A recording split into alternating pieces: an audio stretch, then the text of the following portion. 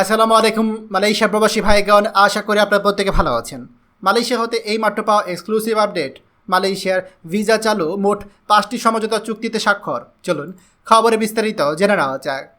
আলহামদুলিল্লাহ, মালয়েশিয়া প্রবাসীদের মনের আশা পূরণ হতে যাচ্ছে।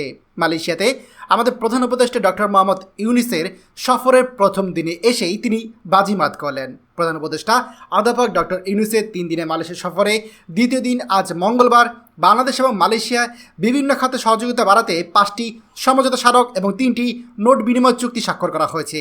এই যে 5টি চুক্তি স্বাক্ষর করা হয়েছে তার মধ্যে একটি ভিসা চুক্তি এবং আরেকটি রয়েছে ডিফেন্স সংক্রান্ত চুক্তি। বাকি চুক্তিগুলো সম্পর্কে এখনও বিস্তারিত জানা যায়নি।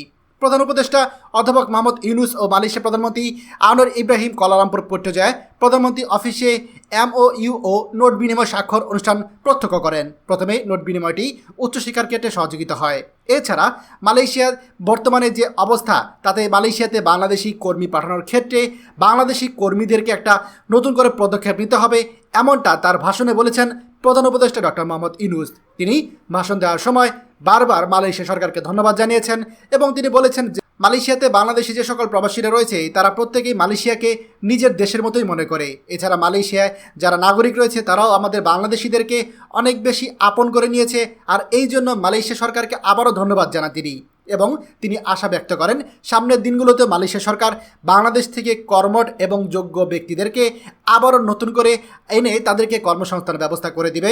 এবং তিনি এও উল্লেখ করেন যে এই সকল লোকেরা মালয়েশিয়াতে কাজ করে তাদের জীবিকা নির্বাহ করছে, দেশে থাকা পরিবারের কাছে অর্থ পাঠাচ্ছে, যেই অর্থের মাধ্যমে তার পরিবার চলছে এবং তাদের সন্তানকে একটা ভালো শিক্ষা দেওয়ার ব্যবস্থা হচ্ছে। কথায় তিনি আরও উল্লেখ করেন যে মালয়েশিয়াতে আমাদের অনেক অবৈধ প্রবাসী রয়েছে, সেই সকল অবৈধ প্রবাসীদের ব্যাপারেও ব্যবস্থা নেওয়ার জন্য মালয়েশিয়া সরকারের কাছে তিনি বিশেষভাবে অনুরোধ জানিয়েছেন।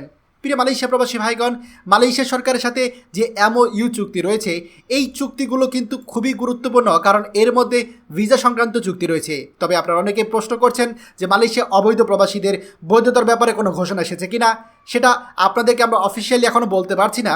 তবে মালয়েশিয়ার প্রধানমন্ত্রীর কাছে আমাদের প্রধান উপদেষ্টা ডক্টর মোহাম্মদ ইউনূস তিনি বিশেষভাবে অনুরোধ জানিয়েছেন অবৈধ প্রবাসীদের বৈধতার ব্যাপারে।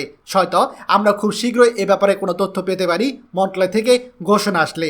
বাংলাদেশ সরকারের পক্ষ থেকে এখনও অফিসিয়াল অ্যানাউন্সমেন্ট আসেনি, হয়তো আমরা আগামীকালকের মধ্যে এই ব্যাপারে তথ্য পেয়ে যাব।